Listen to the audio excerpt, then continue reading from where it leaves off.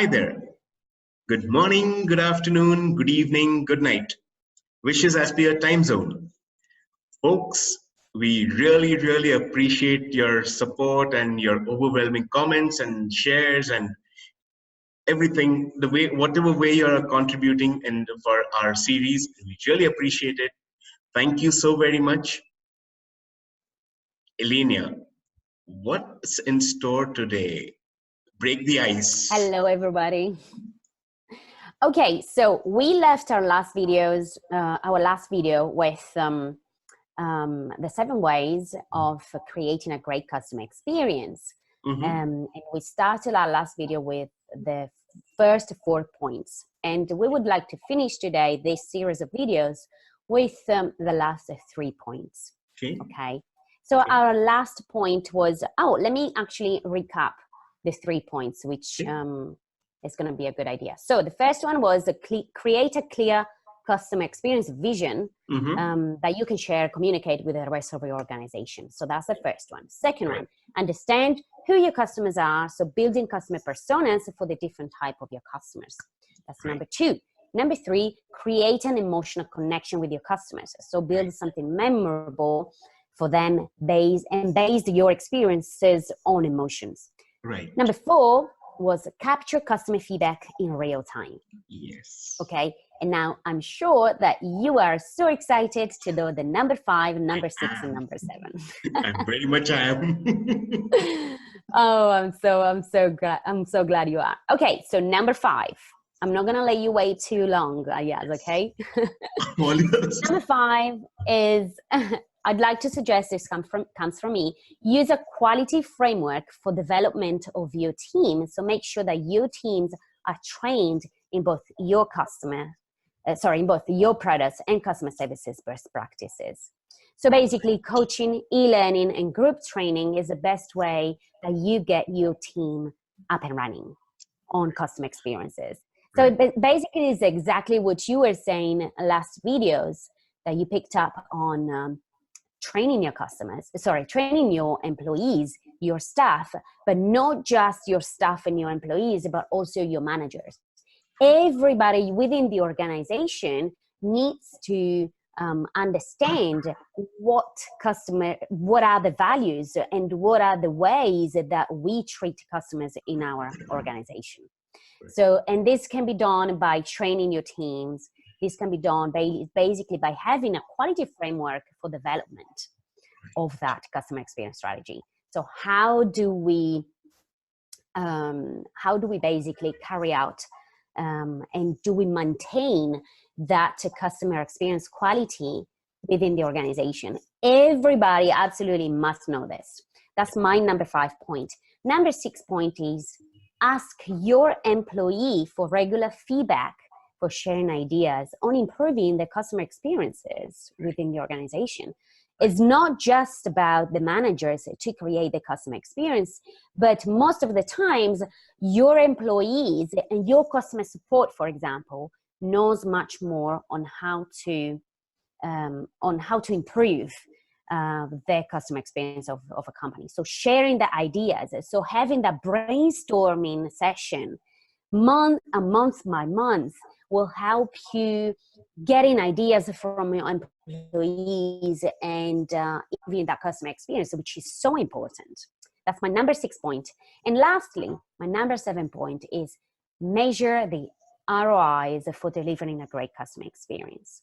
Most of companies use the Net Promoter Score, which is very valuable and collects valuable information by asking just a simple question.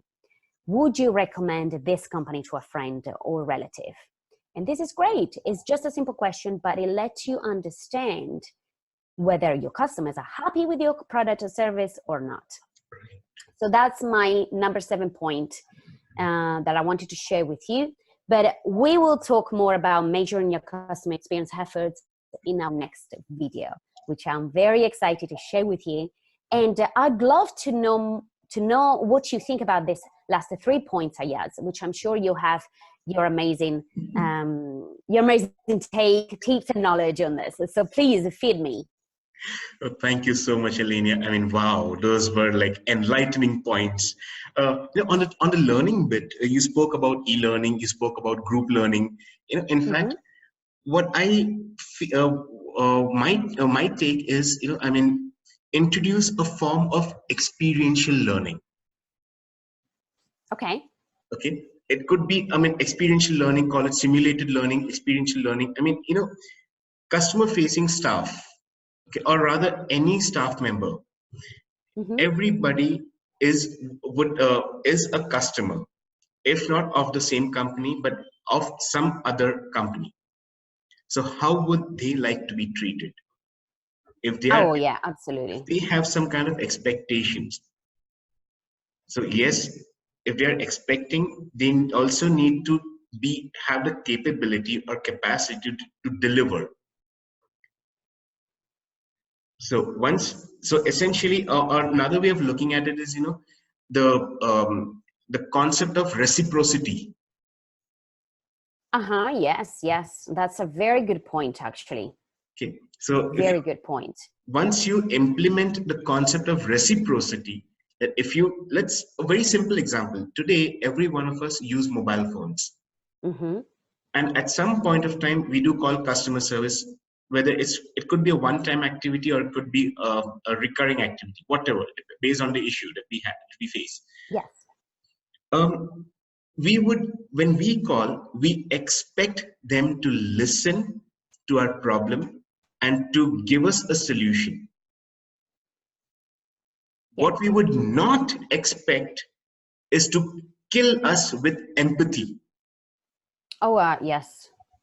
Absolutely. We apologize for the inconvenience caused. I understand how you feel. If I would be in your place, etc. Blah blah blah blah blah. There is, I mean, come on, you're just repeating the same thing in different ways.